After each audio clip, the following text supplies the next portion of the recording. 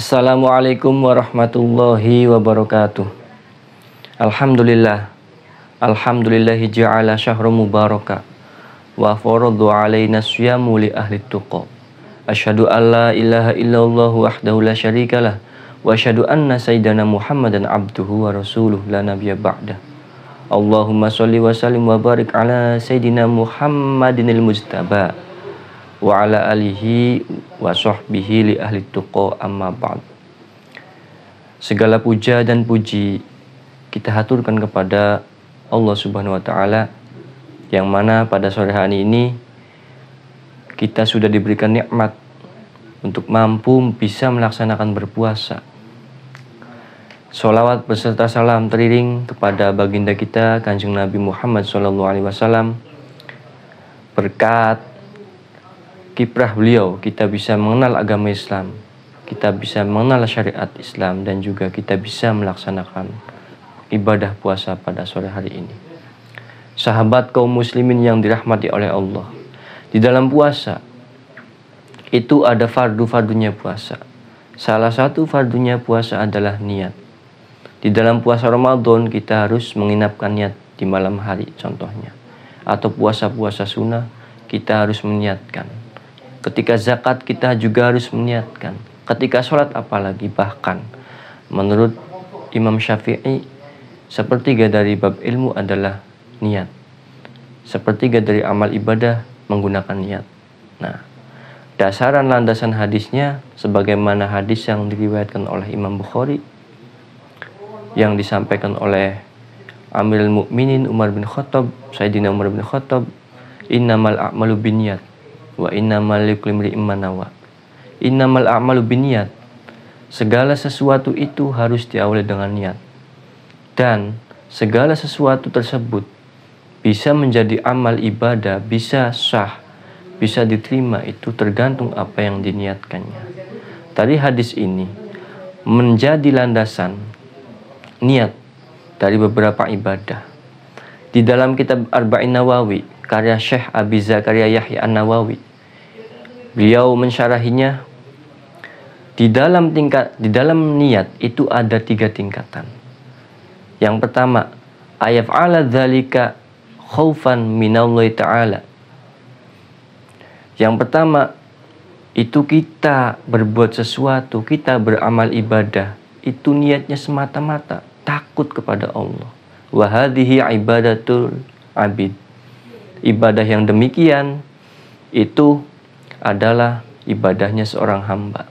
Tingkatan yang pertama. Untuk tingkatan yang kedua, ayaf'ala dzalika litolabil jannah wa thawab. Kita beribadah itu semata-mata mencari surga dan juga mencari pahala.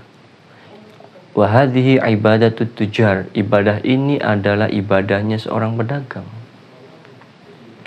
Bagaimana tidak? Seorang pedagang itu kan identik dengan mencari keuntungan.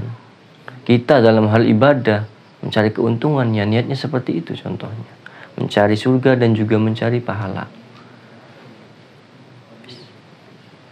Tingkatan selanjutnya adalah tingkatan yang ketiga.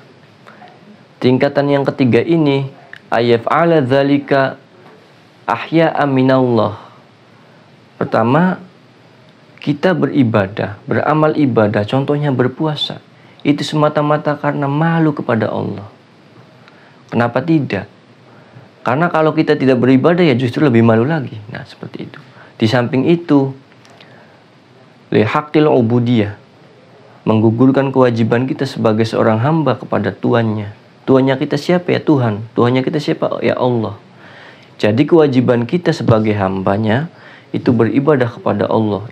Karena di dalam dawuhnya Gusti Allah Azza wa Jalla di dalam kitab Al-Furqan, Al-Quran, wa ma khalaqtul jinna wal insa illa liya'budun. Gusti Allah menciptakan, aku ini menciptakan manusia dan jin itu bukan semata-mata hanya menciptakan, tetapi hanya untuk beribadah kepada Allah.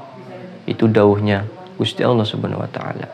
Di samping itu, tingkatan yang ketiga ini diniatkan karena rasa syukur kepada Allah.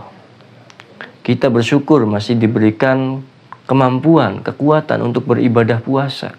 Nah, diniatkan seperti itu. Di samping itu, hati kita juga harus diisi dengan kekhawatiran. Dalam artian begini kekhawatirannya, jangan takabur, jangan sombong. Ibadah kita ini pasti diterima, jangan seperti itu. Karena tanamkan rasa dalam hati kita bahwa ibadah kita ini la adri, tidak tahu apakah diterima atau tidak. Kekhawatiran seperti itu. Nah, ibadah tingkatan yang ketiga ini adalah ibadatul akhyar. Ibadahnya orang-orang terpilih, sebagaimana sudah dipraktikkan oleh baginda Kanjeng Nabi Muhammad SAW. Dalam ceritanya, ketika itu Sayyidah Aisyah memergoki Kanjeng Nabi sedang qiyamul lail atau sholat malam, yang sehingga berdampak kedua telapak kaki Kanjeng Nabi ini bengkak. Kemudian Sayyidah Aisyah itu berkata kepadanya, beliau berkata kepada Kanjeng Nabi, bertanya, "Ya Rasulullah, Anda beribadah sampai telapak kaki Anda bengkak. Padahal Anda sudah tahu dosa yang telah lalu dan dosa yang akan datang, Anda itu sudah dijamin diampuni oleh Allah Subhanahu wa taala." Jawaban baginda Rasul sallallahu alaihi wasallam bagaimana? Beliau menjawab, "Saya beribadah kepada Allah ini semata-mata li ta'jiyati syukri, semata-mata hanya bersyukur kepada Allah, sebagai hamba yang bersyukur kepada Allah."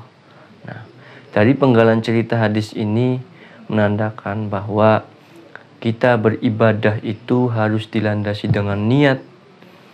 Dan dari ketiga tingkatan niat tadi, yang paling utama adalah ibadatul akhyar, tingkatan yang ketiga, yang diliputi rasa malu, kemudian ubudiyatul huquqiyah, kewajiban kita sebagai hamba untuk beribadah, kemudian rasa syukur kita kepada Allah.